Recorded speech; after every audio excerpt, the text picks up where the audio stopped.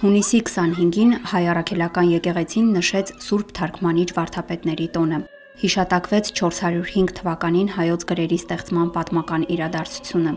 Ամեն տարի այս տոնին բազմաթիվ ուխտավորներ են այցելում Օշականի Սուրբ Մաշտոց եկեղեցի,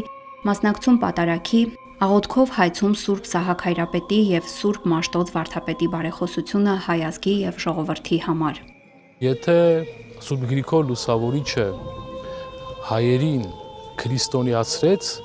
ապա Սուրբ Մեսրոպ Մաշտոցը եւ թարգմանիչները քրիստոնեությունը հայացրեցին։ Մենք չենք կարող պատկերացնել առանց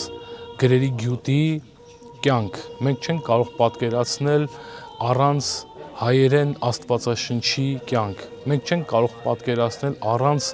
հայերեն լեզվով ասվող աղոթքի կյանք, եւ այդ ամենի համար մենք պարտական ենք եւ շնորհակալ ենք մեր թարգմանիչ հայրերին, որոնց առջև խոնարհվում ենք։ Հենց այսօրով ծնվեց հայ ժողովրդի անմահության ճամփորդությունը։ Մի շատ հետաքրքիր փաստ կա, որ անդրադառնում է Մովսես Խորենացին, երբ մտնում եք Սուրբ Մեսրոպ Մաշտոց եկեղեցի, աջակողմյան հատվածի ավանդատան վերևում գրված է. Սկիզբն դպրության հայոց եղև եւ սկիզբն դպրության եւ անպայման մեծ ուրախության։ Եվ մի գեղեցիկ պատկեր, որ հրեշտակը ձիթենու դալար ճյուղը բռնել է իր ձեռքում, սկսվում է գրքից եւ ձգվում է դեպի հավերժություն։ Սա ցույց է տալիս հայ ժողովրդի անմահության եւ հավերժության խորհուրդը։ Արագածոտնի թեմի Օշականի Սուրբ Մաշտոց եկեղեցում տոնական պատարագ մատուցեց եկեղեցու հոգևոր հովիվ Տեր Վազգեն Քահանա Հովհաննիսյանը։ Ներկա էին թեմում սպասավորող հոգևորականներ, ուխտավորներ, ավանդաբար տոնական այսօրը Սուրբ Մաշտոց եկեղեցի այցելող առաջին դասարանցիներ։ Արմավիր քաղաքի համար 8 հիմնական դպրոցի առաջին դասարանցիներն են, որոնք արդեն տառաճանաչ են, արդեն գրում են հայերեն, կարդում են հայերեն։ Ո՞վ է Մեսրոպ Մաշտոցը։ Տարերն է ստեղծել, այո։ Իրականում սա ազգապահպան, եկեղեցապահպան, հավատապահպան գործ էր, որովհետև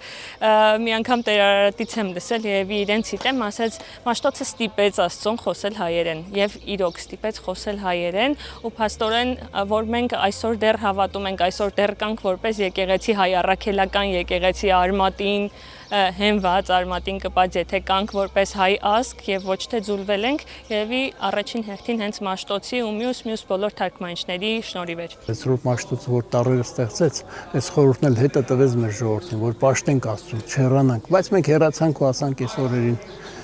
դրա համար էլ թող մարդիկ բոլորը հետ վերադառնան մեր ակունքներին, որպեսզի փրկվենք ժողովուրդ դառնանք նորից։ Պատմական ծանր եւ ոչ նպաստավոր պայմաններում են ստեղծվել հայոց գրերը, թարգմանվել Աստվածաշունչ Մատյանը։ Սուրբ Մաշտոց վարդապետն ու նրա լուսամիտ աշակերտները կանգնած են հայ թարգմանական եւ ինքնուրույն գրականության սկզբնավորման, հայ մշակույթի ոսկեդարի ակունքներում։ Սուրբ Մեսրոպ Մաշտոցը Սուրբ Սահակ Հայրապետի հետ միասին իրենց ուսերի վրա վերցրեցին մի շատ ծանր, պատասխանատու, բայց միևնույն ժամանակ շատ կարևոր մի առաքելություն։ Չվախեցան դժվարություններից, չվախեցան գալիք խնդիրներից, այդ ունենալով նպատակ, իրենց հոգու մեջ ունենալով ամուր հավատք, ունենալով ամուր տեսինք, գնացին այն Աստվածահաճո ճանապարհով, որով 405 թվականին Աստված մեզ հայերիս պիտի շնորհեր սեփական այբուբենը ունենալու հնարավորությունը։ Հայաստանը բացառիկ երկրներից է, որն առանձին տոնով մեծարում է թարգմանիչներին։